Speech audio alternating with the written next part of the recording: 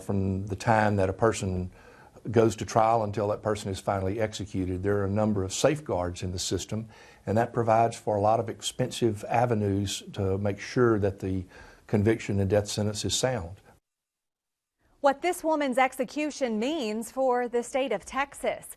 Good evening, I'm Kelly Phillips. Thank you for joining us. Tonight, Texas has executed its 500th inmate. Kimberly McCarthy was put to death shortly after 6:30 by lethal injection. KFDM reporter Justin Hinton joins us live in the studio to explain the significance of this execution. Justin? Kelly, Kimberly McCarthy was convicted for the robbery, beating, and fatal stabbing of her 71-year-old neighbor, Dorothy Booth, in 1997.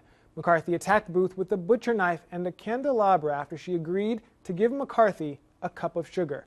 Police say McCarthy cut off Booth's finger to remove her wedding ring.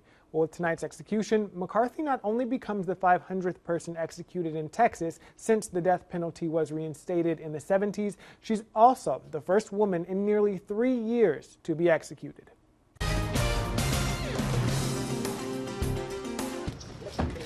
Hey, babe, what's really going on? First Elroy Chester, and now this woman, Kimberly McCarthy, two of the latest people put to death by the state of Texas. Harris County at one time had more people on death row than any other county in Texas.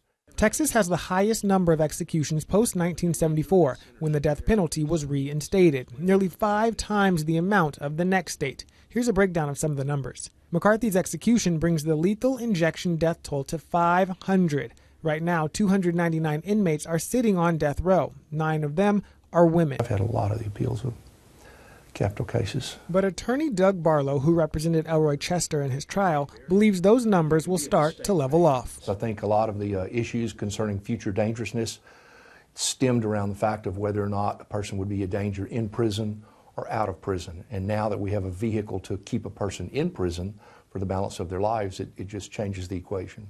He's talking about the life without parole statute Governor Perry signed in 2005. Take, for instance, the year 2002, where 33 people died by lethal injection, compared to the years 2010 and 2011, where a combined 30 people died from lethal injection, still less than the 33 in 2002.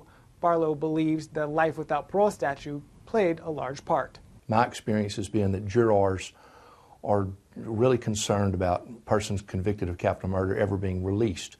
When the legislature said that we can keep people convicted of capital murder in prison for the balance of their lives, that changed things. And it would appear that things have changed. Halfway through the year, 8 people have been executed. 6 more are scheduled to die with lethal injection before the year ends. That would bring the total to 14. Still, a significant difference from some of the numbers before 2005. And that state behind Texas with the second highest number of executions, Virginia, with 110. Reporting live in the studio, Justin Hinton, 6 News Tonight.